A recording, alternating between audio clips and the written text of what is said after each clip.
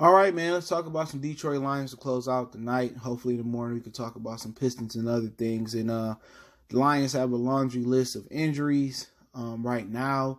Even departments where they thought they was pretty strong and deep at is injured, and also Darius talked about possibly returning kicks to make an impact on the game since deep offenses are not looking this way as well. So we're gonna talk about Slade punt and kick return in the laundry list of injuries. Start off with Deshaun Hand. He came back, and then he got an ankle injury. I didn't know what happened during the game, but apparently I seen a walk-off versus Oakland, which Oakland and the Chargers are playing right now. It's 22-17, but yeah, I think he's like the most impactful Detroit Lion defensive player in the front seven. I know when Snacks came, he shored up the run game. But I believe Deshaun Hand is the twitchy guy that Snacks needs next to him to make him complete. All right. But also you see Snacks, he was out of practice today after practicing a full practice yesterday with the groin injury. The punter, he been out with an abdominal injury. Romeo Rockwell, he out with a groin. Tracy Walker still not practicing with a knee. Joe Dale with an ankle. He was limited today.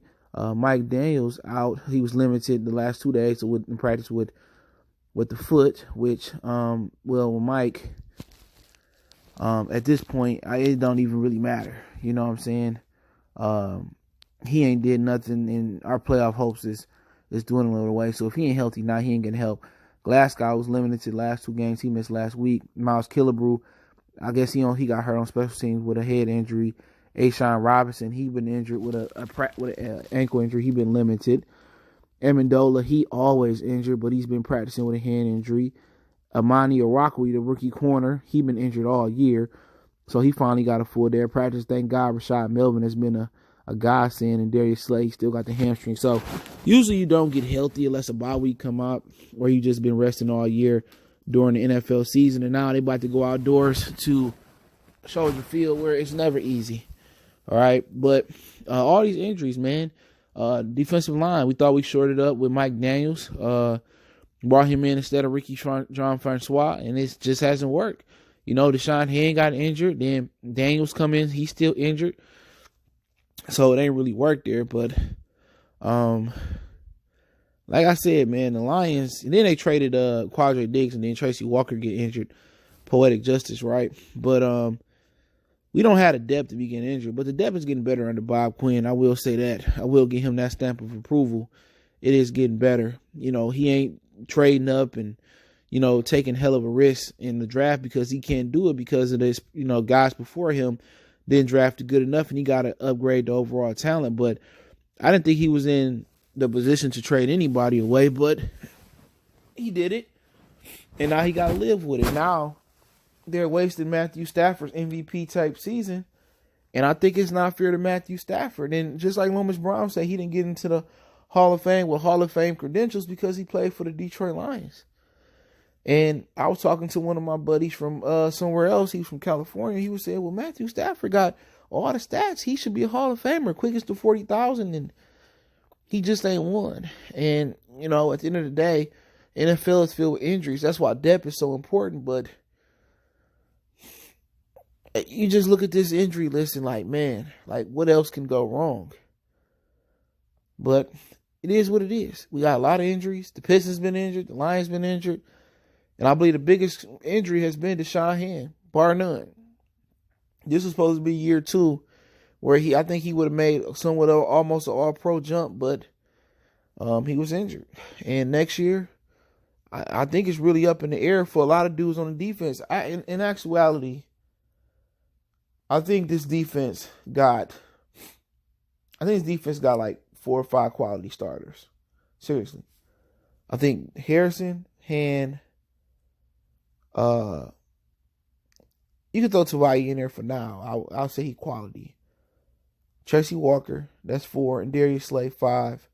And I would say, if you consider the nickel a starter, which in the NFL it is, Coleman 6 and Rashad Melvin 7. So they got quality starters, but it's no superstar. And I thought Hand was going to take a jump to be almost, in the next tier, not Devon Miller, Khalil Mack, or Aaron Donald type of tier, but I thought he could be in that next tier defensive lineman.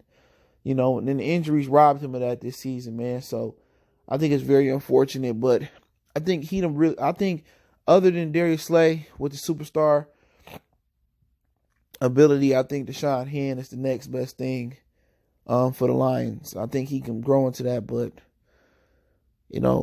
at the end of the day, he was robbed this year. But next year he have an opportunity to show it. And at the end of this year, he have an opportunity to show it. But I don't think he's gonna be the same this year. But they got some answers. They got some questions to answer, next year. But injuries just they can happen. But they just really wasted a Matthew Stafford year this year, and that's just woo. And that's something we'll talk about as the year progressed. But other than that, man, just don't know what to say about the injuries, man. They are going to be what they're going to be. But, this defense has got progressively worse. And then they trade Quadre, which he could have alleviated some pain. They traded him over money. But, Darius Slay, let's switch gears to a positive note. Darius Slay said it's in the works that he can return kicks and punts for the Lions. He need to have an impact. And I guess they're trying to figure to get him in the game plan by getting the ball in his hand. And I think, he hadn't returned punts 7 years in the NFL. He was a good punt returner in JUCO, and I believe in Mississippi State, and kick returner. At the end of the day, it can't hurt. I don't believe they gonna re-sign him next year. I believe he gonna be traded probably on draft day, and I would like to see him stay. He's my favorite line left, but why not? If you don't plan on, you ain't got nothing to lose. You got everything to gain and nothing to lose by making return punts. He said he the GOAT back there and everybody know it, and he get tubs, and let's see it then. Since teams ain't looking to throw his way, and why would you? Why you could take advantage of Justin Coleman, you could take advantage of Rashad Melvin a little bit, and it's not the cornerback's fault. When you don't have no pass rush, you can't cover forever. Justin Coleman getting smoked, it ain't his fault. Like, this dude covering forever. These dudes running, they can run 2 or 3 routes as long as they got. If your pressure, your front end and your back end work together, and the Lions front end ain't been doing their job. And that's where all the problems lie on the defense. It's the reason, guys, they can convert so many teams can convert so many third downs. It's because ain't no pass rush. But, hey, might as well put Darius Slay back there and tell him to go up back there and get some tubs. Use them up while you got him, because you plan on moving them anyway. I wish he would get paid and stay here. And people say, he always injured. Everybody always injured.